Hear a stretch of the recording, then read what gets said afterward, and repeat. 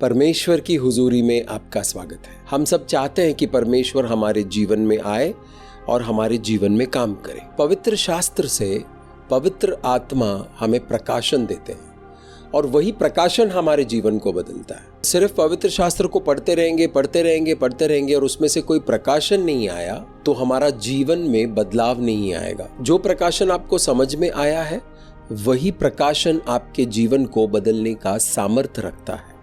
जो आपको समझ में नहीं आया वो आपके जीवन में काम नहीं करेगा। परमेश्वर हमारे जीवन में कैसे काम करते हैं, परमेश्वर हमारे जीवन में हस्तक्षेप कैसे करते हैं। मैं हमेशा परमेश्वर से प्रार्थना करता हूं कि प्रभु मेरे जीवन में हस्तक्षेप करो, प्रभु मेरे जीवन में इंटरवीन करो, मेरे समस्याओं में आकर उसका समाधान दो, मेरे जीवन को आप चलाओ। ये मेरी प्रार्थना होती है हमेशा, क्योंकि मेरे जीवन को मुझसे बेहतर मेरा परमेश्वर चला सकता है।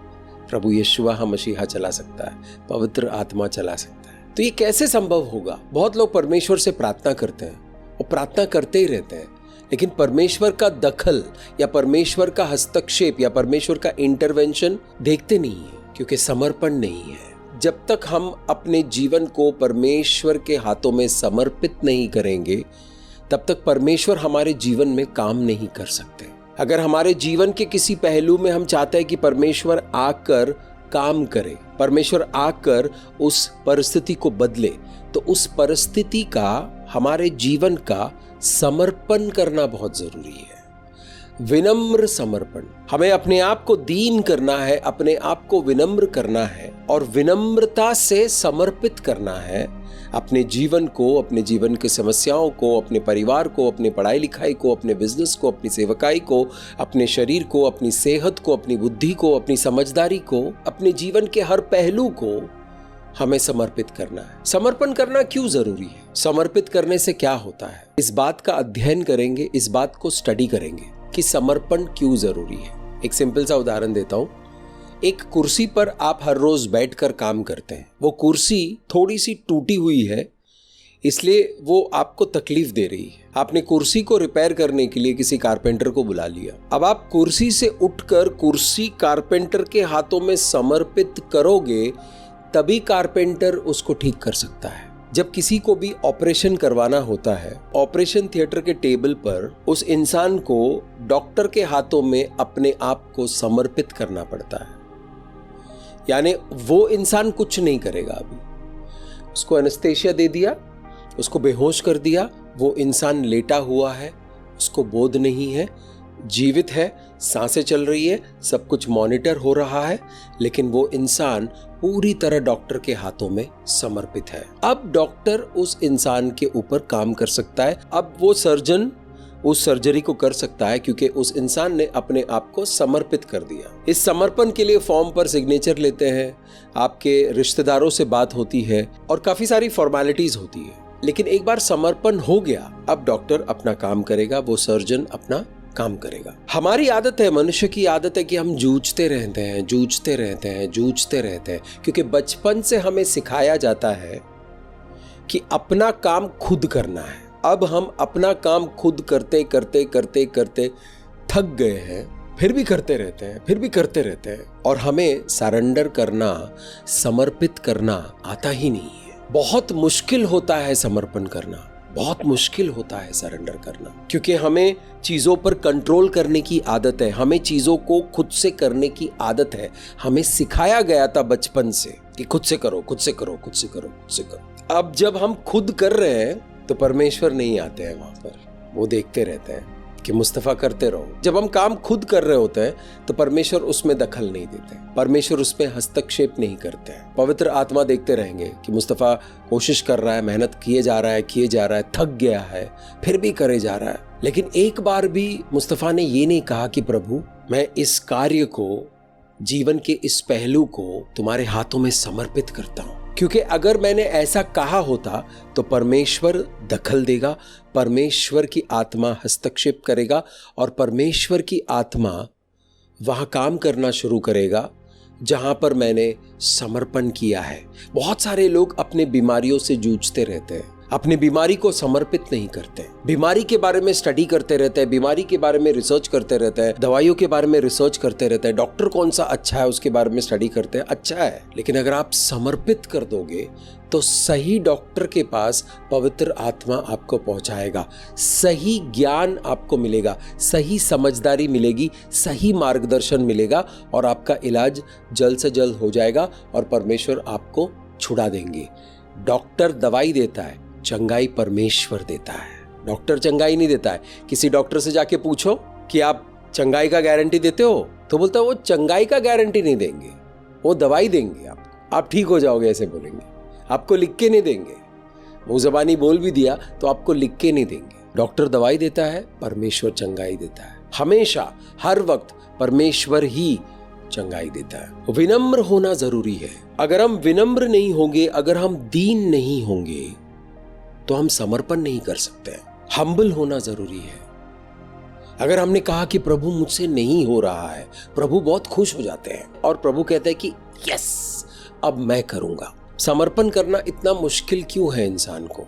इंसान का अहंकार, इंसान की बुद्धिमत्ता, इंसान का अविश्वास, उसका शक उस इंसान को समर्पण में आने नहीं देता है, वो समर्पित करने नहीं देता है। यानी हमारे विचार, हमारी भावनाएं, हमारी सोच, हमारे हालातों को परमेश्वर के हाथों में समर्पित होने नहीं देता है, वो रोकता है। अंधकार की शक्तियों को पता है कि अगर आपने समर्पण कर दिया तो परमेश्वर का दखल होगा, परमेश्वर का हस्तक्षेप होगा और जिस परेशानी से आप इतने सालों से जूझ रहे थे उसका निवारण आएगा और आप उस बंदिश से छूट जाओगे। मैं दिन में 150-200 सिगरेट पीता था, शराब पीता था, अश्लील फिल्में देखने की आदत थी, गाली गलौज करता था, गुस्सा हमेशा हावी रहता था, बदले की भावना हमेशा उमड़ती रहती थी। मैं जानता था कि ये सब बुरी चीजें हैं, लेकिन निकल नहीं पा रहा था। जब प्रभु यीशुआ मसीहा ने मेरे जीवन में दखल दिया, जब उन्होंने हस्तक्षेप किया, जब उनका आना हुआ मेरे जीवन में,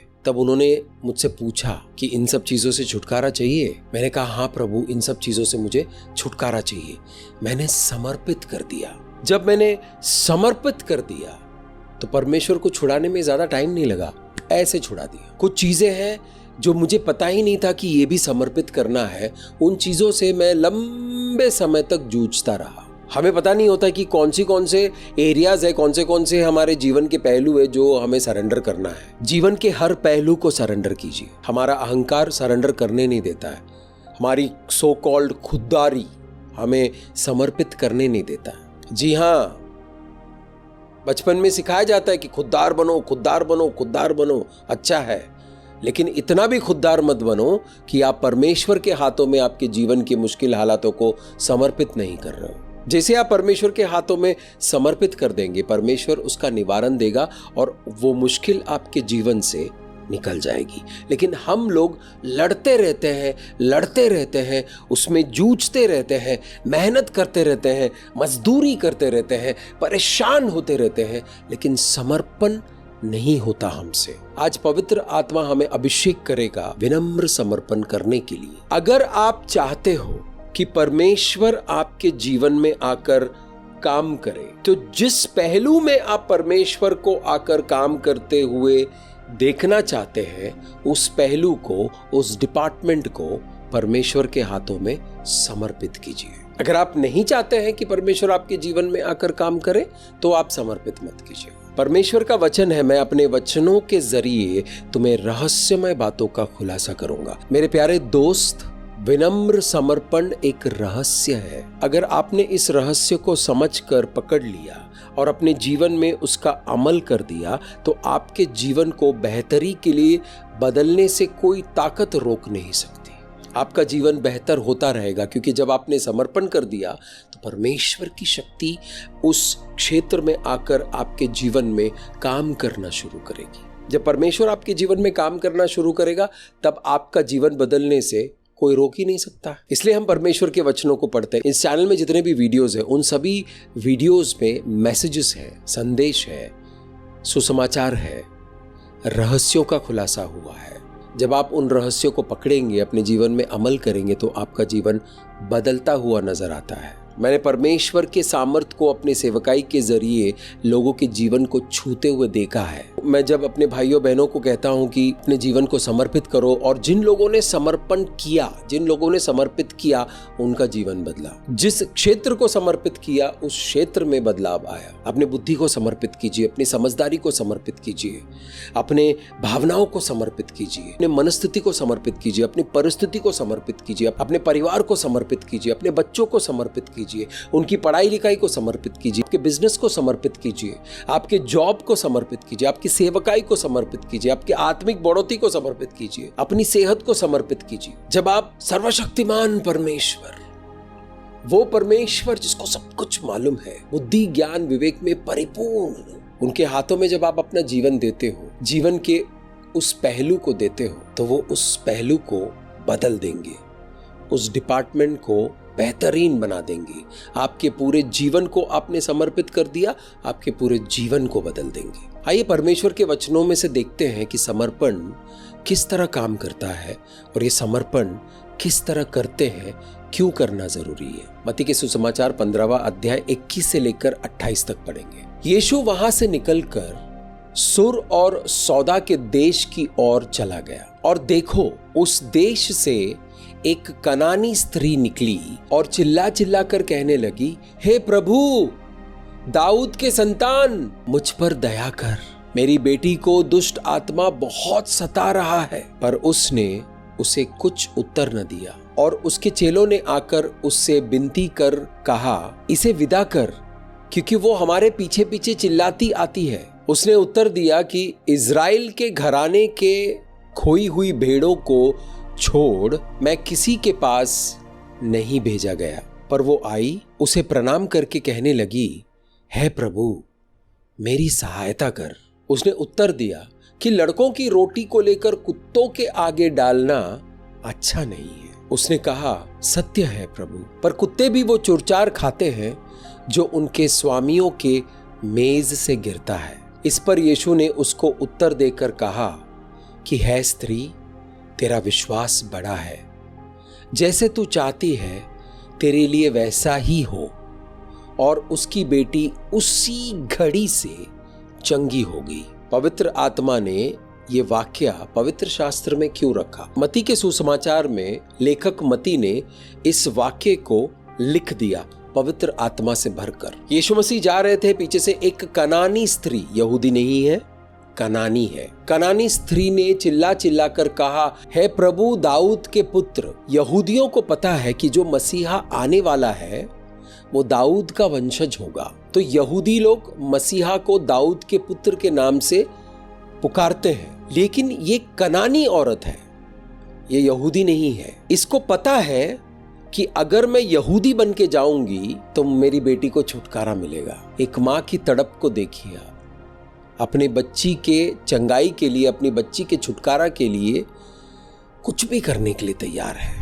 क्या हम लोग अपने परेशानियों को, अपने जीवन की कठिनाइयों से बाहर निकलने के लिए दीन होने के लिए तैयार है, झुकने के लिए तैयार है, परमेश्वर के सामने सजदा करने के लिए तैयार है, परमेश्वर के हाथों में परिस्थितियों को देने के लिए तैयार है? ये स्त्री तैयार थी। उसने तिगड़मबाजी की। क्या यीशु मसीह को पता था कि वो औरत तिगड़मबाजी कर रही है?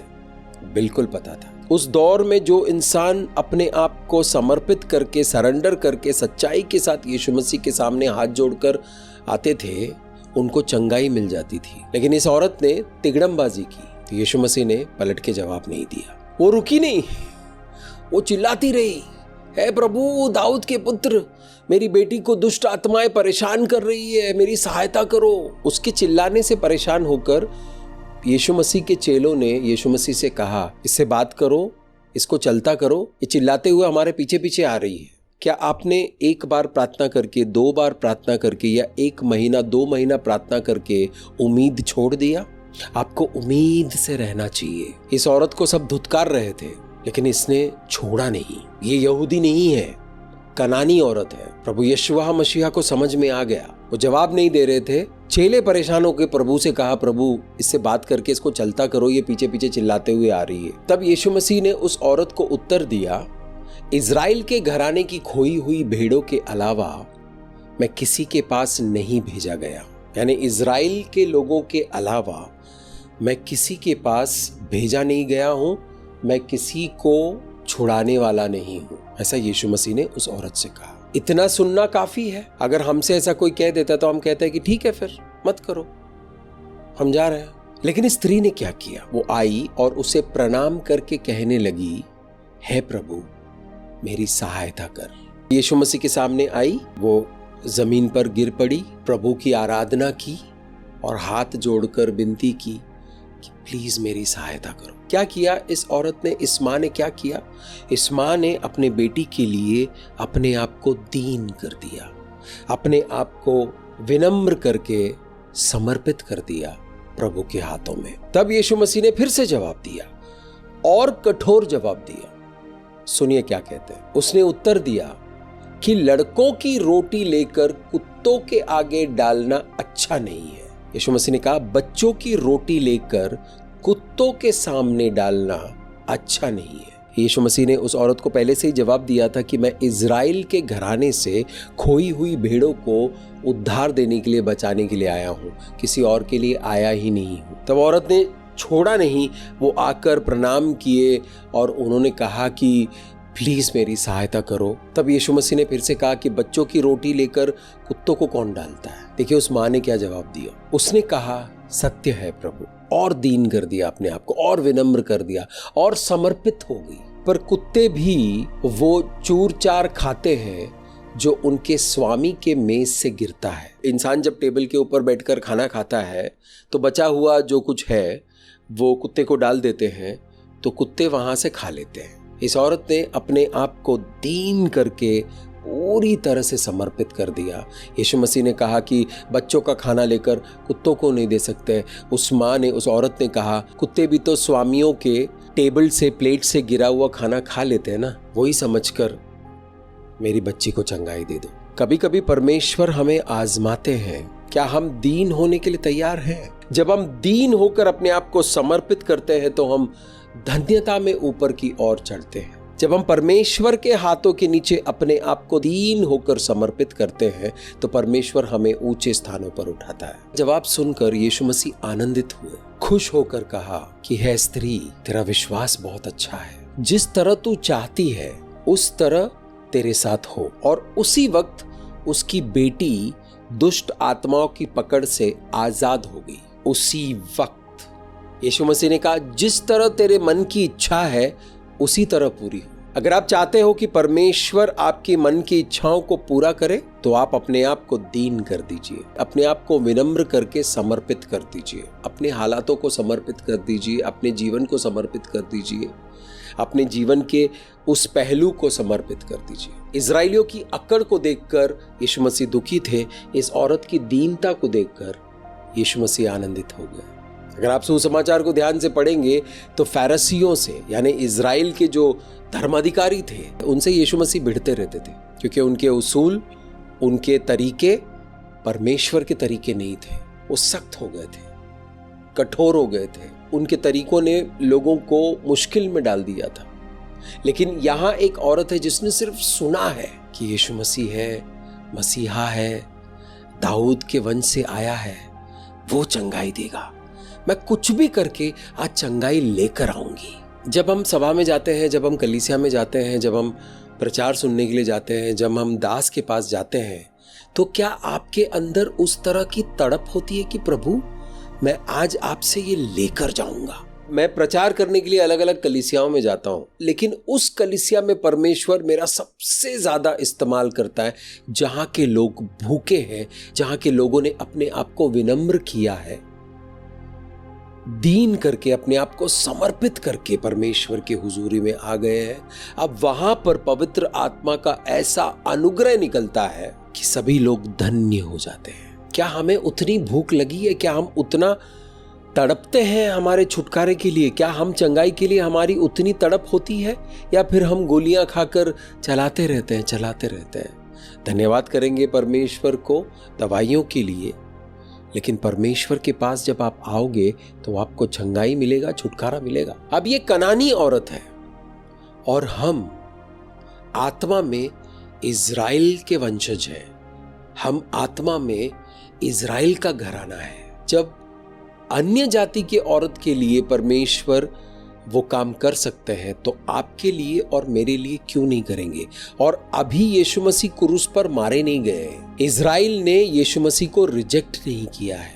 जब इज़राइलियों ने यीशु मसीह को रिजेक्ट कर दिया तो परमेश्वर ने द्वार खोल दिया अन्य जातियों के लिए, अन्य जाति के लोगों के उद्धार के लिए। आए तो अन्य जाति से थे, लेकिन हम उद्धार पा गए क्योंकि यीशु मसीह ने हम पर दया की। पिता परमेश्वर ने मुझ पर दया की। अंधकार में कहीं धंसा हुआ था, अंधकार में कहीं फंसा हुआ था, अंधकार में कहीं बिल्कुल कुचला गया था, अंधकार में जीवन खत्म हो गया था, लेकिन यीशु मसीह के बहाए गए रक्त की वजह से, उनकी कुर्बानी की वजह से मुझे छुटकारा मिला। ये परमेश्वर की दया है, करुणा है। हम अपने बलबूते पर, अपने जिद पर या अपने अहंकार में उद्धार को प्राप्त नहीं कर सकते, उद्धार ले नहीं सकता है। हमें उद्धार मिलेगा नहीं, सिर्फ अनुग्रह से उद्धार मिलता है।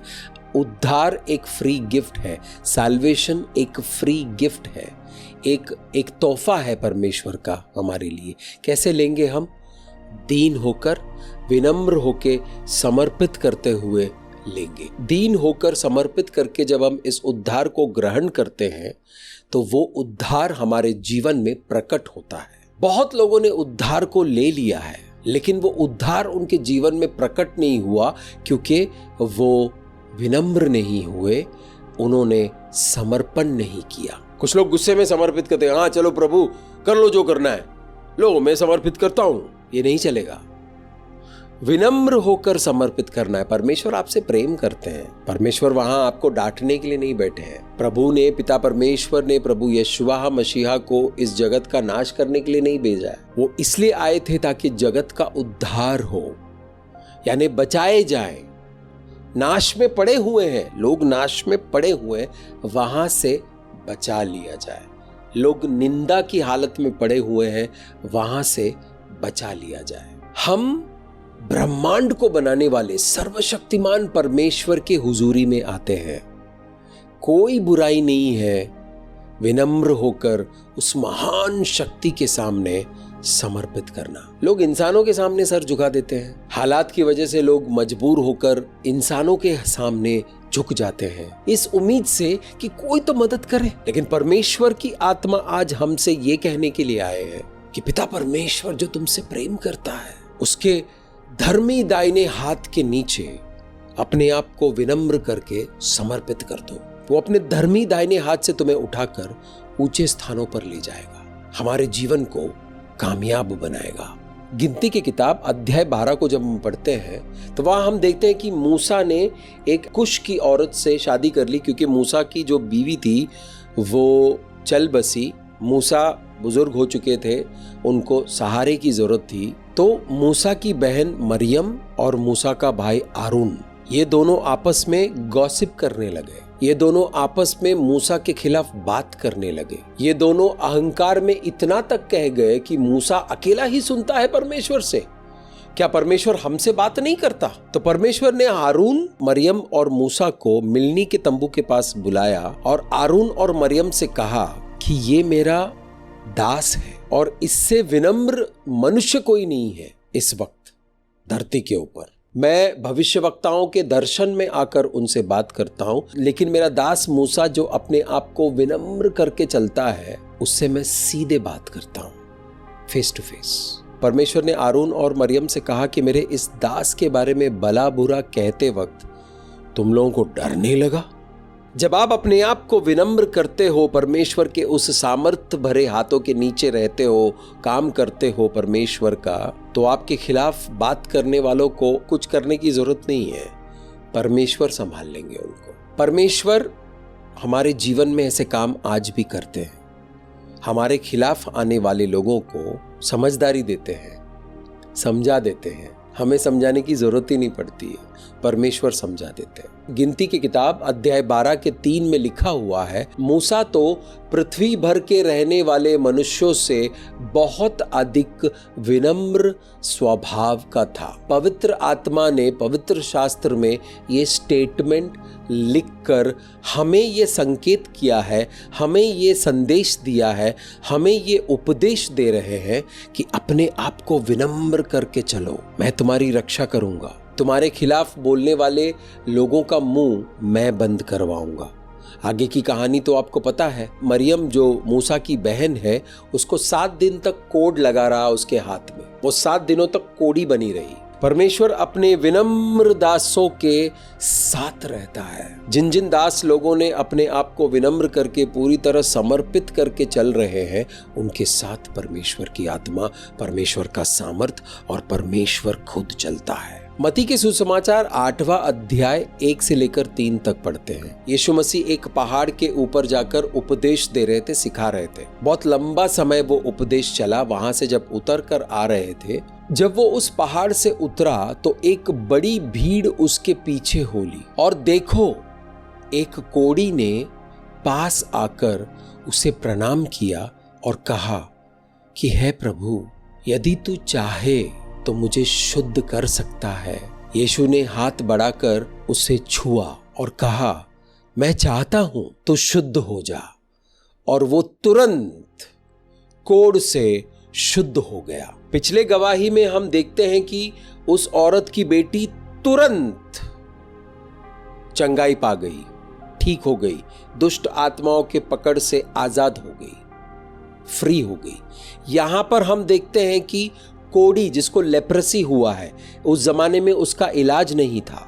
उसी वक्त अलौकिक तरीके से, सुपर नेचुरल तरीके से उसका कोढ़ उसके शरीर को छोड़कर चला गया और उसका शरीर चंगा हो गया, एक चिन्ह हो गया, एक चमत्कार हो गया। अगर आप अपने जीवन में चमत्कार को होते हुए देखना चाहते हो तो अपने आप को दीन करके, अपने आप को विनम्र करके समर्पित कीजिए अपने जीवन को, अपने जीवन के हालातों को, अपने परिवार को, अपने बिजनेस को, अपने सेवकाई को समर्पित कीजिए।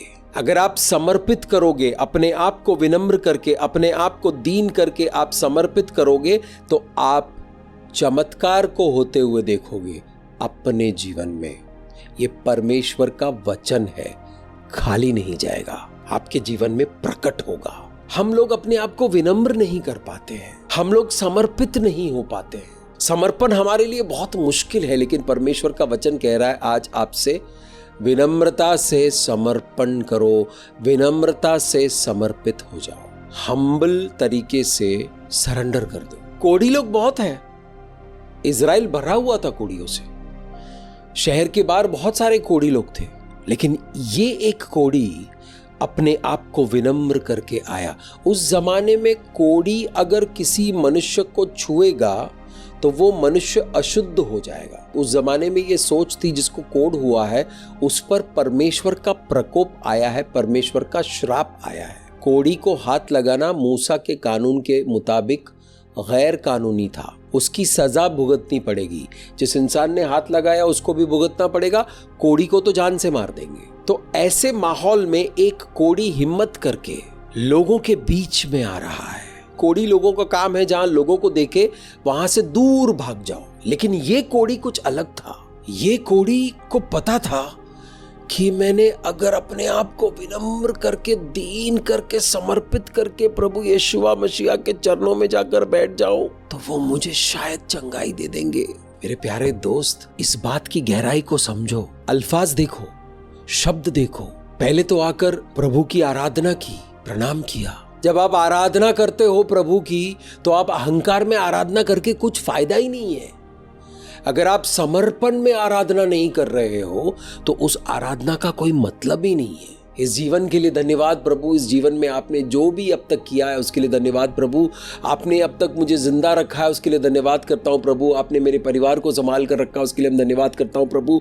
मेरा ये शरीर आज भी काम कर रहा है प्रभु, उसके लिए हम धन्यवाद करता हूँ प्रभु। मैंने जो रोटी खाई है, जो पिया है, खाया है, उसके लिए मैं धन्यवाद करता हूँ प्रभु। जो मेरी आमदनी है उसके लिए धन्यवाद करता हूँ। मेरे बच्चों को आपने संभाला है प्रभु, उसके लिए धन्यवाद करता हूँ। मेरे घर में ये लोग बीमार थे, ठीक हो गए प्रभु, आपके लिए धन्यवाद करता हूँ। धन्यवाद करते हुए अपने आप को दीन करके, अपने आप को विनम्र करके परमेश्वर की हुजूरी में जब आप अपने आप को समर्पित करेंगे, तब आपकी आराधना स्वीकार होगी। अकड़ में कलीसिया में पहुंच गए, सब लोग आराधना कर रहे हैं, आप भी कर रहे हो आराधना, आपकी आराधना परमेश्वर सुन भी नहीं रहे। अगर आप चाहते हो कि परमेश्वर आपकी बातें सुने, अगर आप चाहते हो कि परमेश्वर आपके जीवन में दखल दें, अगर आप चाहते हो कि परमेश्वर का सामर्थ्य आपके जीवन में आए, अगर आप चाहते हो कि परमेश्वर की नज़र आप पर पड़े, तो अपने आप को दीन करना बहुत ज़रूरी है, अपने आप को हम्बल करना बहुत ज़रूरी है, अपने आप को परमेश्वर के हाथों में समर्पित करना बहुत ज़रूरी है। इस कोड़ी के शब्द को हम देखेंगे, यदि तू चाहे। उसे ये नहीं कहा हे प्रभु मुझे ठीक कर, उसे ये भी नहीं कहा मुझे ठीक कर दो प्लीज, मुझे ठीक कर दो प्लीज। उसने समर्पित किया, यदि तू चाहे, अगर नहीं चाहे तो मत कर, लेकिन मैं तेरे चरणों में आकर बैठा हूं, यदि तू चाहे तो मुझे चंगा कर सकता है। विश्वास देखो उस कोड़ी का। जब आप परमेश्वर के बारे में जानोगे, जब आप अपने प्रभु के बारे में जानोगे, जब आप परमेश्वर के सामर्थ्य के बारे में जानोगे, परमेश्वर के उस सत्य के बारे में जानोगे, तो आपको पता चलेगा कि परमेश्वर ये काम कर सकते हैं। जब आपने अपने आप को विनम्र कर दिया तो परमेश्वर आपके लिए वो काम करेंगे, क्योंकि समर्पण करोगे तभी तो परमेश्वर काम करने के लिए आएंगे। समर्पण के जरिए आप परमेश्वर को आने का रास्ता दे रहे हो, पवित्र आत्मा को अपने जीवन में आने का रास्ता दे रहे हो। अगर आप सारा काम खुद ही करते रहेंगे, समर्पण नहीं करेंगे, दीन नहीं होंगे, हम्बल नहीं करेंगे अपने आप को, तो कुछ बदलेगा नहीं। आपका स्ट्रगल जारी रहेगा, करते रहेंगे करते रहेंगे करते रहेंगे, एक दिन थक जाओगे। मैं अपने जीवन को जीता रहा। मुझे यीशु मसीह के बारे में कुछ भी पता नहीं था, लेकिन मैं एक समय पर आकर थक गया था। मेरी उम्र 42 साल की हो गई थी तब। परिस्थितियों से जूझते जूझते, तकलीफों से जूझते जूझते, असंभव के साथ जूझते जूझते मैं थक गया था। तब परमेश्वर की दया मुझ पर हुई। मैं अनुभव से आपसे कह रहा हूं कि विनम्र होकर परमेश्वर के हाथों में अपने जीवन को समर्पित करना उत्तम है, सबसे बेहतरीन है। आपको सबसे ज्यादा फायदा होगा, आप फायदेमंद रहोगे। मैंने अपने जीवन को पूरी तरह से परमेश्वर के हाथों में समर्पित कर दिया, मैं फायदेमंद हो गया। जो लॉस में चलने वाला मुस्तफ़ा था, बेकार हुआ पड़ा हुआ मुस्तफ़ा था, वेस्टेड मुस्तफ़ा था, आज प्रॉफिट में चल रहा है, फायदेमंद हो गया है, अपने लिए, अपने लोगों के लिए, कलीसिया के लिए, परमेश्वर के लोगों के लिए, परमेश्वर के राज्य के लिए। इस कोड़ी को कोड़ हुआ था। हमारे प्राणों में, हमारे मन में कोड़ है। अलग अलग तरह की दुष्ट विचार चलते रहते हैं। जब देखो घर में झगड़े लड़ाइयाँ चलती रहती है। किसी भी काम करने को जाओ तो असंभव लगता है, और वो करने की कोशिश भी करेंगे तो वो होता नहीं है। निराशा ने मन को घेर रखा है। मनस्थिति, परिस्थिति सब तहस नहस है। ये हमारे जीवन का कोड़ है। लेकिन परमेश्वर का वचन इस वक्त आपसे कह रहे हैं, पवित्र आत्मा इस वक्त आपसे कह रहे हैं कि अगर आप विनम्रता से समर्पण करोगे तो परमेश्वर को आपकी परिस्थिति बदलने में ज्यादा देर नहीं लगेगी, तुरंत होगा। उस माँ की बेटी तुरंत छुड़ा ली गई, उसी वक्त उसको चंगाई मिल गई, उसी वक्त उसको छुटकारा मिल गया। ये कोड़ी उसी वक्त चंगा हो गया। वचन को देखिए, तुरंत लिखा है, तुरंत ठीक हो गया, यानी अलौकिक तरीके से, चमत्कारी तरीके से वो ठीक हो गया। संदेश क्या है इस चमत्कार का?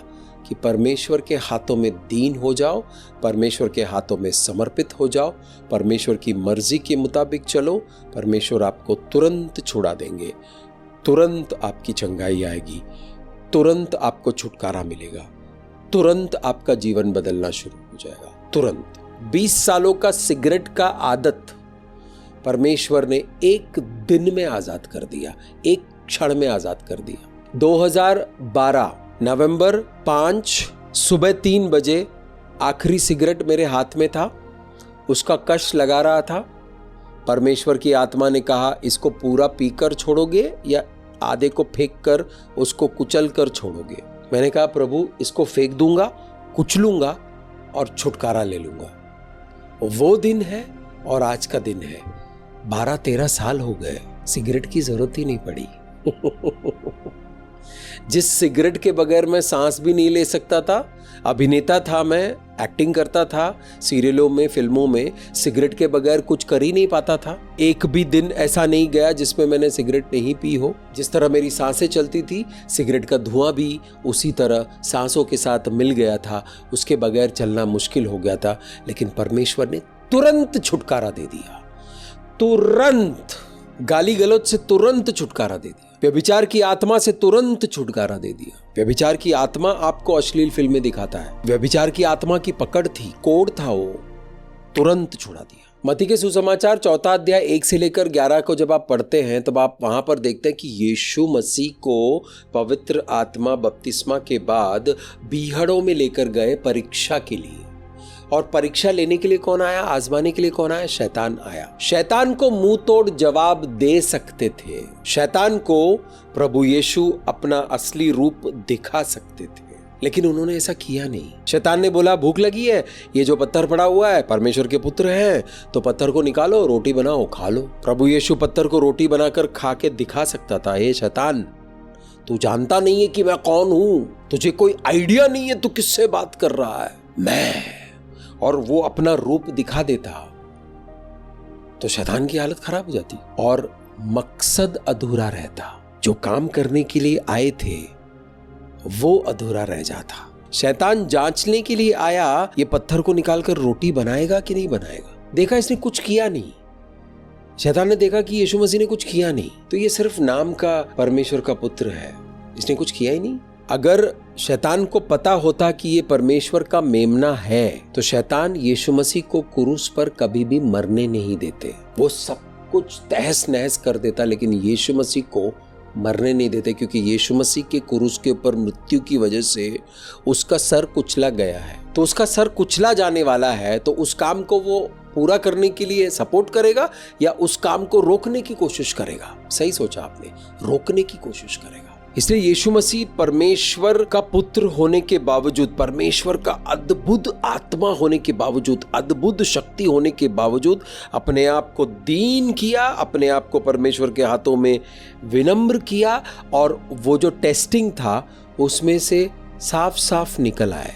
दूसरे राजा की किताब में 22वां अध्याय 18 और 19वां वाक्य को जब आप पढ़ेंगे तो योशिया राजा के बारे में आपको पता चलेगा। योशिया ने परमेश्वर के दास के पास अपने लोगों को भेजा और पता करने के लिए भेजा कि परमेश्वर इस वक्त इजराइल के बारे में क्या सोच रहे हैं। तो योशिया राजा से पहले जितने भी राजा लोग थे वो सब दुष्ट थे, और उनके दुष्ट कामों की वजह से परमेश्वर को उन लोगों ने गुस्सा दिला दिया था। तो परमेश्वर का प्रकोप आने वाला था योशिया राजा के समय में। योशिया राजा 8 साल की उम्र में राजा बना, यानी बच्चे को राजा बनाया। लेकिन इस वक्त 18 साल गुजर चुके, यानी टोटल 26 साल का हो गया है। वो 26 साल की उम्र में परमेश्वर मेरे राज्य के बारे में क्या सोच रहे हैं, इसके बारे में इंक्वायरी करने के लिए परमेश्वर के दास के पास अपने लोगों को भेजा। तो दास जवाब लेकर आया कि परमेश्वर का प्रकोप आने वाला है। योशिया ने परमेश्वर के सामने अपने आप को दीन कर दिया और पूरा इजराइल देश को समर्पित कर दिया।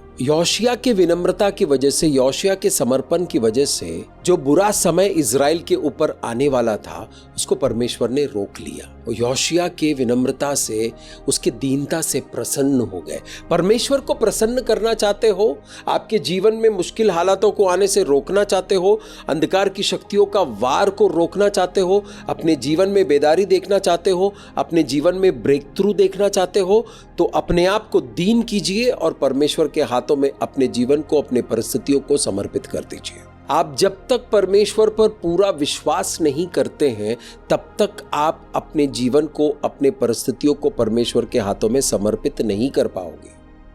इसलिए विश्वास होना बहुत जरूरी है। इसलिए हम परमेश्वर के वचनों को पढ़ते हैं, हम प्रचार को सुनते हैं। इस चैनल पर जितने भी मैसेजेस है आपके विश्वास को बढ़ाने के लिए, आपके विश्वास को मजबूत करने के लिए ही आपके पास पहुंचाया गया है। उन मैसेजेस को सुनिए, उस संदेश को सुनिए, सुनते रहिए, सुनते रहिए, सुनते रहिए। आपका विश्वास बढ़ता रहेगा, बढ़ता रहेगा, बढ़ता रहेगा। जब आपका विश्वास बड़ा होगा तब आप समर्पित कर पाओगे। आप चाहकर भी नहीं तो समर्पित नहीं कर पाते हो, क्योंकि आपको विश्वास ही नहीं है परमेश्वर के ऊपर। आपको परमेश्वर के वचनों पर विश्वास नहीं, आपको पवित्र आत्मा के ऊपर विश्वास नहीं। अगर विश्वास है तो बहुत अच्छा है, समर्पित कर दीजिए। दाऊद राजा बन चुका था। दाऊद जैसे ही राजा बना, फिलिस्तियों ने दाऊद पर हमला कर दिया, इजराइल पर हमला कर दिया, क्योंकि दाऊद इजराइल का राजा बना था। जब फिलिस्ती लोग हमला कर रहे थे, दाऊद ने परमेश्वर से पूछा। दाऊद अपने आप को परमेश्वर के हाथों के नीचे विनम्र करके समर्पित किए बगैर कोई काम नहीं करता था। अब दाऊद राजा बन गया है, इजराइल का राजा बन गया है, अब तो वो अहंकार में चल सकता है। जब फिलिस्तियों ने घेरा डाला तो दाऊद ने परमेश्वर से पूछा कि प्रभु, मैं हमला करूं? तो प्रभु ने कहा, जाओ, जाकर हमला करो। हमला किया, फिलिस्तीनियों को हराया, उनको खदेड़ा। दूसरे शमूएल की किताब 5वां अध्याय 22 से लेकर 25 तक पढ़ते हैं तो वहां पर ये वाक्य है। दाऊद ने परमेश्वर से पूछा कि इस बार मैं हमला करूं? तो परमेश्वर ने कहा, इस बार सीधे हमला नहीं करना, घूमकर पीछे से जाना, तूत वृक्ष के सामने से उन पर हमला करना। यानी दुश्मनों के पीछे से घेरा डालो, तूत वृक्ष है, मलबरी ट्रीज है, वहां से हमला करो। यानी परमेश्वर आपको जीतने का ब्लूप्रिंट देते हैं। परमेश्वर ने क्या कहा कि पीछे से जाओ, तूत वृक्ष के वहां रुको। छोटा छोटा पेड़ होता है, उसके नीचे सब दुबक कर रुको। राजा है इजराइल का, वो दुबक के रुका हुआ है। जब तूत वृक्ष के ऊपर से घोड़ों की टापों की आवाज सुनाई देगी, तब तुरंत हमला करना। मेरे प्यारे दोस्त, यहोवा की सेना हमें दिखाई नहीं देती है, लेकिन आपके दुश्मनों को वो नेस्तनाबूद करता है, आपके दुश्मनों का नाश करता है। तो तूत वृक्ष के ऊपर से जब घोड़ों की टापों की आवाज सुनाई दी, तब दाऊद को पता चला कि परमेश्वर आगे आगे गया है फिलिस्तीनियों का खात्मा करने के लिए। तुरंत वो अपनी सेना को लेकर गया। पवित्र शास्त्र में ये कहीं नहीं लिखा है कि दाऊद कितने देर उस तूत वृक्ष के नीचे बैठा रहा। राजा दाऊद और उसकी पूरी सेना तूत वृक्ष के झाड़ियों में छुपकर बैठे थे। हो सकता है कि टापों की आवाज 5 मिनट में सुनाई दिया हो, या हो सकता है टापों की आवाज 2 घंटे में सुनाई दिया हो, या हो सकता है टापों की आवाज 5 घंटे में सुनाई दिया हो। जब परमेश्वर हमसे कुछ कहता है करने के लिए और हम उसी तरह करते हैं, उसी तरह करने के लिए हम अपने आप को दीन करते हैं, हम्बल करते हैं, सरेंडर करते हैं, अपने आप को समर्पित करके चलते हैं, तो जीत पक्की है।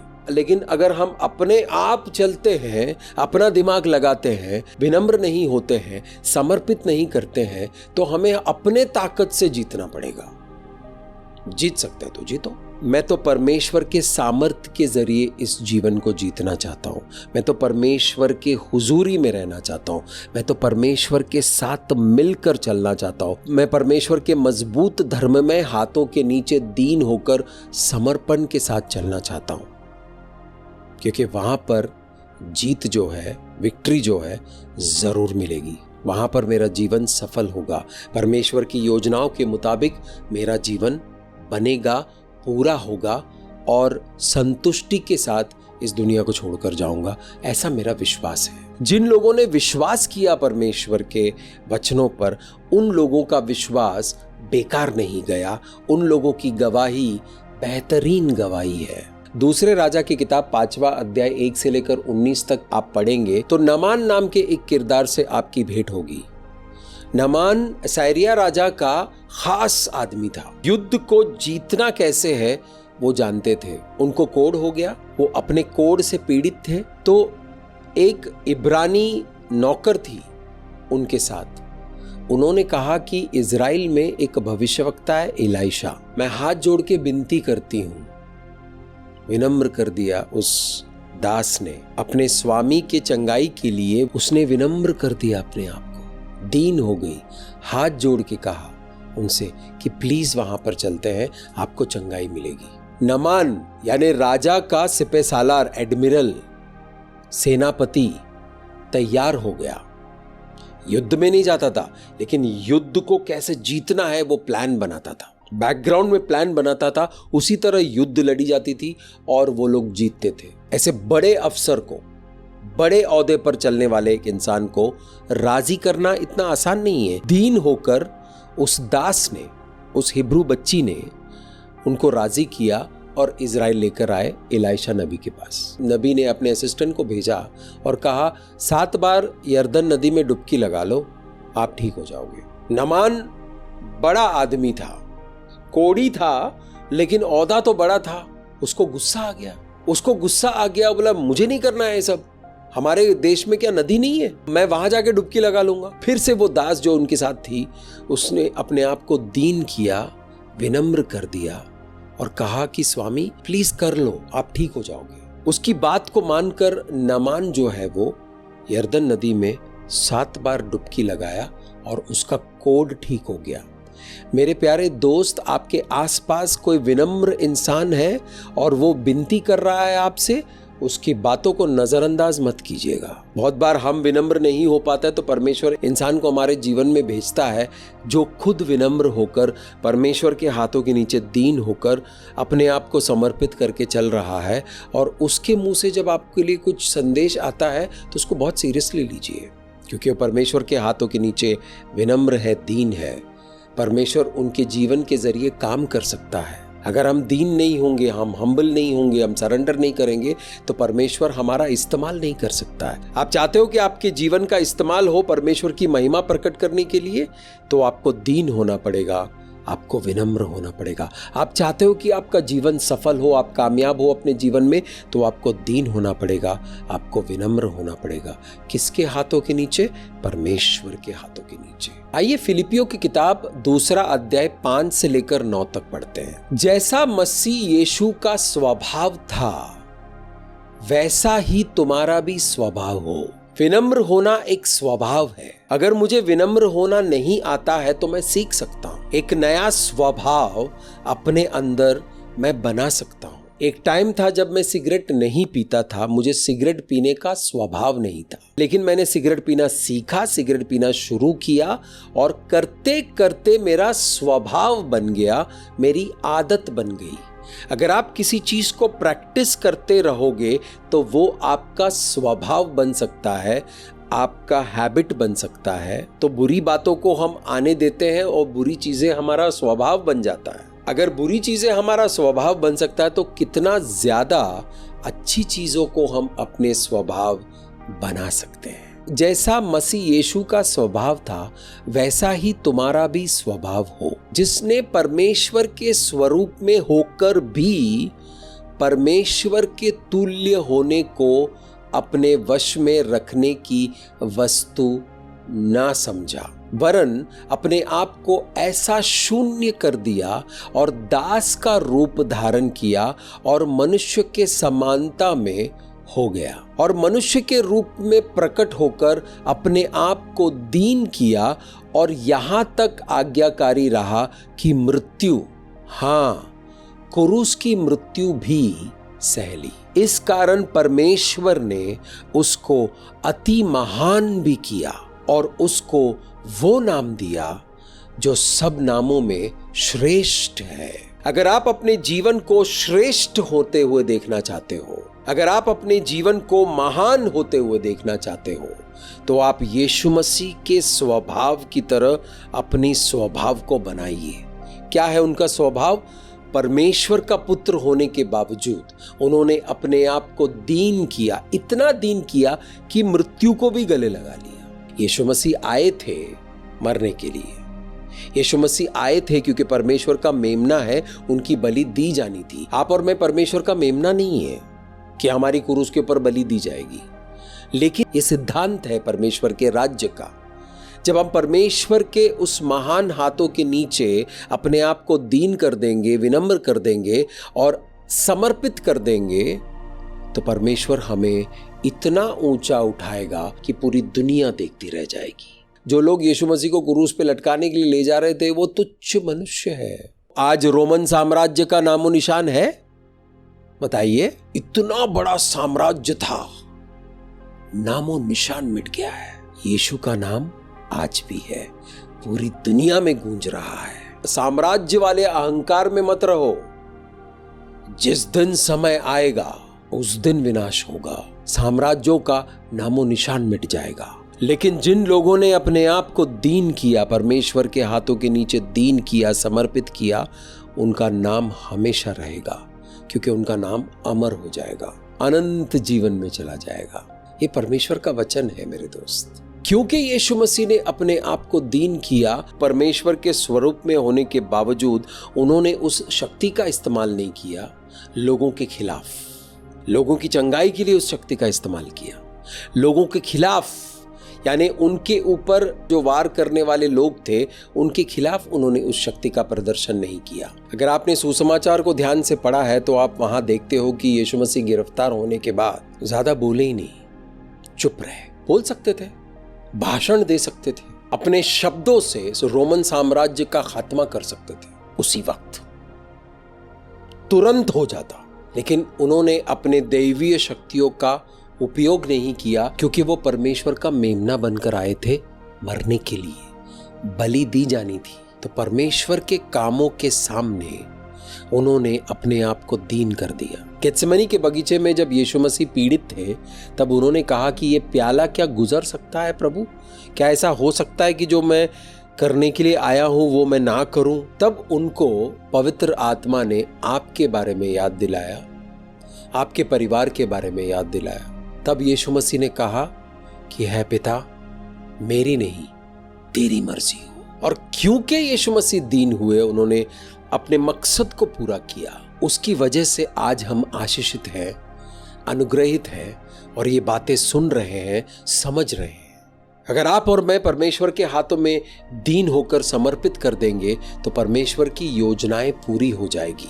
और परमेश्वर की योजना इतने महान होते हैं, ना सिर्फ हम आशीषित होते, पूरा देश, पूरी दुनिया आशीषित हो जाएगी। इस पूरे मैसेज का एक सारांश करते हैं और इस बात को समझते हैं कैसे आप विनम्रता के साथ समर्पित होंगे, कैसे आप विनम्र समर्पण करेंगे। जब आप परमेश्वर के सच को यानी परमेश्वर के सत्य को अपना सत्य बनाएंगे। परमेश्वर का सत्य सत्य है, वो तो हमेशा से है, लेकिन वो सत्य जब आपका सत्य हो जाएगा तो आपको सच पता चल जाएगा, आपको सत्य पता चल जाएगा और सत्य आपको आजाद करेगा। जब सत्य की वजह से आप आजाद हो जाओगे तब आप विनम्र हो पाओगे और तब आप परमेश्वर के हाथों के नीचे समर्पण कर पाओगे। इसलिए परमेश्वर के सत्य को जानना जरूरी है, सीखना जरूरी है, समझना जरूरी है। परमेश्वर की धार्मिकता को समझकर चलना है, हमारी धार्मिकता नहीं, कलीसिया के लोगों की धार्मिकता नहीं, पासवानों की धार्मिकता नहीं, परमेश्वर की धार्मिकता। प्रभु यीशुआ मसीहा के स्वभाव की तरह आपके स्वभाव तब होगा जब आप परमेश्वर की धार्मिकता को समझकर, परमेश्वर के धार्मिकता को ओढ़कर परमेश्वर के धार्मिकता के मुताबिक चलेंगे। ये कैसे होगा? इसको सीखना पड़ेगा, समझना पड़ेगा, परमेश्वर के वचनों के साथ समय बिताना पड़ेगा, आराधना करनी पड़ेगी, परमेश्वर की हुजूरी में बैठे रहना पड़ेगा। तब आपको परमेश्वर की धार्मिकता के बारे में ज्ञान होगा। जब परमेश्वर के धार्मिकता के बारे में ज्ञान होगा तो आपको पता चलेगा कि परमेश्वर कितना महान है। उस महान परमेश्वर के हाथों में अपने आप को समर्पित करना कोई बड़ी बात नहीं, मैं कर दूंगा। हम विनम्र समर्पण नहीं कर पाते हैं क्योंकि हमको उस महान परमेश्वर के बारे में कुछ पता ही नहीं है। सिर्फ कलीसिया में रविवार टू रविवार आते रहेंगे तो आपको थोड़ा थोड़ा पता चलेगा, आपको थोड़ा थोड़ा पता चलेगा। समर्पण करते करते पूरी जिंदगी निकल जाएगी आपकी। पता चला, अरे अंत आ गया, हम तो समर्पित किए ही नहीं। तो जो लाभ मुझे होना चाहिए था समर्पण की वजह से, वो हुआ ही नहीं। मेरा जीवन पूरी तरह से इसलिए बदल गया क्योंकि मैंने समर्पण किया। मैं अपने दम पर समर्पण कर भी नहीं सकता हूं। मुझे पवित्र आत्मा ने अनुग्रह दिया, मुझे प्रभु यीशुआ मसीहा ने अनुग्रह दिया। जो अनुग्रह दिया, जो समझदारी दी, उसको लेकर अपने आप को विनम्र करके मैंने परमेश्वर के मजबूत हाथों के नीचे अपने आप को समर्पित कर दिया। अब परमेश्वर मुझे चलाता है, मैं नहीं चलता हूँ, परमेश्वर मुझे चलाता है।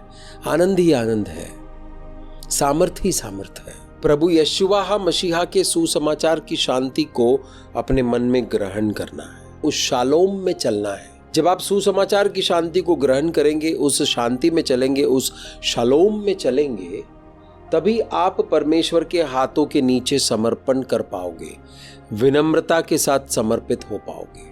अगर आप में मन में शांति नहीं है तो आप समर्पण कैसे करोगे? मन करता है समर्पण करने का, अशांत होने की वजह से मन इधर उधर इधर उधर इधर उधर इधर उधर इधर उधर इधर उधर चलता रहता है। और इधर उधर चलने वाले मन में अंधकार की शक्तियां बड़े आराम से घुस सकते हैं। क्योंकि वो मन इधर उधर चल रहा है, शांत नहीं है। परमेश्वर का शालोम शक्ति है, परमेश्वर की शांति में शक्ति है, सामर्थ है। जब आप परमेश्वर के हाथों के नीचे समर्पित हो जाओगे, अपने आप को विनम्र करके विनम्रता के साथ समर्पित हो जाओगे और शांति आपके मन में वास करती रहेगी, आप अपने आप को सामर्थ्य से भरा पाओगे, आप सामर्थ्य के साथ चलना शुरू करोगे, आपके जीवन में सामर्थ्य प्रकट होगा, आपकी उपस्थिति चमत्कार का कारण बनेगा, आपकी उपस्थिति की वजह से चमत्कार हो जाएगा वहां पर। क्यों?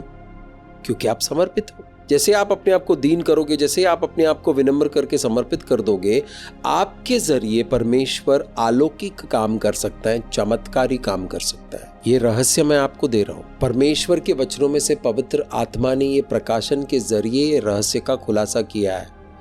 ये रहस्य का खुलासा मैं आपको दे रहा हूं। आपने इस प्रकाशन को ग्रहण कर लिया, ये अभिषेक को आपने रिसीव कर लिया, आपका जीवन अलौकिक कामों के लिए तैयार हो जाएगा। क्योंकि इसको समझने के बाद आप परमेश्वर के महान हाथों के नीचे अपने आप को विनम्रता से समर्पित कर दोगे। परमेश्वर की बातों पर, परमेश्वर के नाम पर, परमेश्वर के वचनों पर जब हम विश्वास करते हैं तो परमेश्वर की महानता हमारे सामने प्रकट होती है। हमें पता चलता है कि हमारा परमेश्वर कितना महान है। उस महान परमेश्वर के हाथों में आप अपने आप को समर्पित कर दोगे, आसानी से हो जाएगा। लेकिन परमेश्वर की महानता नहीं मालूम है, मैं समर्पित करूंगा तो परमेश्वर ने पटक के मुझे तोड़ दिया, तो शैतान ऐसा सोच आपके मन में डाल सकता है ना। लेकिन अगर आपको सत्य के बारे में पता है, आपको परमेश्वर की सामर्थ्य के बारे में पता है, आपको विश्वास हो गया है, तो आप उस विचार से कहेंगे भगो यहाँ से, मेरा परमेश्वर महान है। उस महान परमेश्वर के धर्ममय हाथों के नीचे मैं अपने आप को विनम्र करके समर्पित कर दूंगा। मैं अपनी मन की नहीं सुनूंगा, मैं परमेश्वर के वचनों पर विश्वास करके समर्पित कर दूंगा, तो समर्पण मुमकिन है। तो परमेश्वर के वचनों पर विश्वास होने की वजह से आप समर्पित कर सकते हो। यीशु मसीह क्रूस के ऊपर मारे गए थे आपको उद्धार देने के लिए। वो उद्धार क्या सिर्फ शनिवार टू शनिवार कलीसिया में ही रहता है, या फिर वो उद्धार को आपने ग्रहण किया और वो उद्धार आपके जीवन में प्रकट हो रहा है? जब उद्धार आपके लिए सत्य बन जाएगा, आप विश्वास करना शुरू करोगे इस उद्धार के ऊपर, और उसके बाद जब आप विनम्रता के साथ समर्पित हो जाओगे तो वो जो उद्धार है वो आपके जीवन में प्रकट होना शुरू हो जाएगा। बहुत लोग उद्धार में आ चुके हैं, लेकिन बहुत लोगों के जीवन में उद्धार प्रकट नहीं हो रहा है, क्योंकि वहाँ पर समर्पण नहीं है, वहाँ पे सरेंडर नहीं है, वहाँ पे विनम्रता नहीं है। लोगों ने अपने आप को विनम्र करके समर्पित नहीं किया है परमेश्वर के हाथों के नीचे। प्रार्थना करते रहने से, प्रभु यशुआ मसीहा के साथ जुड़े रहने की वजह से समर्पण करने का, विनम्रता के साथ समर्पित करने का अनुग्रह मिलेगा, जिसकी वजह से आप समर्पित कर सकते हो। समर्पण करने से क्या होगा? आपका जीवन अलौकिक हो जाएगा, आपका जीवन कामयाब हो जाएगा। तुरंत आपको छुटकारा मिलेगा, तुरंत आपकी वजह से दूसरों को छुटकारा मिलेगा। इसलिए समर्पित करके चलना बहुत जरूरी है। यह है आपके लिए वचन। विनम्रता के साथ समर्पण कीजिए, विनम्र समर्पण कीजिए। आइए हाथों को उठाइए और समर्पण में जाते हैं। समर्पित कीजिए, अपने आप को समर्पित कीजिए। जीवन के जिस डिपार्टमेंट में तकलीफ है, जीवन का जो डिपार्टमेंट आपके बस पे नहीं है, करते करते आप थक गए हो, उस डिपार्टमेंट को परमेश्वर के हाथों में दीजिए, क्योंकि इस वक्त विनम्रता के साथ समर्पण का अभिषेक मौजूद है। आइए इस अभिषेक को ग्रहण कीजिए और अपने जीवन को परमेश्वर के हाथों में समर्पित कीजिए। धन्यवाद करते हैं पिता परमेश्वर। पिता परमेश्वर, समर्पण करने की वजह से हम बीमारियों से बाहर आ जाता है। पिता परमेश्वर, समर्पण करने की वजह से हम मुश्किल परिस्थितियों से बाहर आ जाता है। समर्पण करने की वजह से हमें जीत दिलाते हो। समर्पण करने की वजह से जीतने का ब्लूप्रिंट आप हमें बताते हो। समर्पण करने की वजह से प्रभु आपके मन में जो बातें हैं वो हमारे मन तक पहुंचती है, हमें आपकी बातें समझ में आती है। पिता परमेश्वर, इस वक्त आपका बच्चा इस मैसेज को, इस संदेश को आखिर तक सुन चुका है। इसको समर्पण के अभिषेक से भर दीजिए प्रभु, ताकि अपने जीवन को, अपने परिवार को, अपने कार्यस्थल को, अपने सेवकाई को, अपने मन को, अपने भावनाओं को, अपने पूरे जीवन को आपके हाथों में समर्पित कर सकते हैं। समर्पण, समर्पण, समर्पण, समर्पण। समर्पण करने का अनुग्रह इस वक्त मौजूद है। अगर आज तक आप समर्पित नहीं हो पाए हो, समर्पण कर नहीं पाए हो, तो ये अच्छा मौका है। इस वक्त आप अपने आप को समर्पित कीजिए। बहुत सारा अभिषेक मौजूद है। परमेश्वर आपसे प्रेम करते हैं। समर्पण क्यों करना चाहिए? क्योंकि परमेश्वर आपसे प्रेम करते हैं। उस प्रेम भरे हाथों के नीचे जब आप अपने आप को समर्पित करते हो तो परमेश्वर आपको गोद ले लेते हैं और आपको लेकर चलते हैं। परमेश्वर आपसे प्रेम करते हैं। धन्यवाद करते हैं प्रभु, धन्यवाद करते हैं प्रभु इन वचनों के लिए, धन्यवाद करते हैं इस विनम्रता के साथ समर्पण करने के अनुग्रह के लिए, अभिषेक के लिए। पिता परमेश्वर आपके बच्चों के जीवन से अंधकार की शक्तियां छोड़कर भाग चुकी है, क्योंकि उन्होंने अपने जीवन को आपके हाथों में समर्पित कर दिया। प्रभु अभिषेक करे, आशीष करे प्रभु, इनके जीवन के डिजाइन को बदलिए पिता परमेश्वर, और इनको आगे लेकर चलिए प्रभु। इस आशीष को रिसीव कीजिए, इस अलौकिक शक्ति को रिसीव कीजिए। इस वक्त आपके जीवन में कुछ हो रहा है, परमेश्वर आपके जीवन में एक बहुत बड़ा बदलाव लेकर आ रहे हैं। इस बदलाव को ग्रहण कीजिए, इसको स्वीकार कीजिए। धन्यवाद करते हैं प्रभु।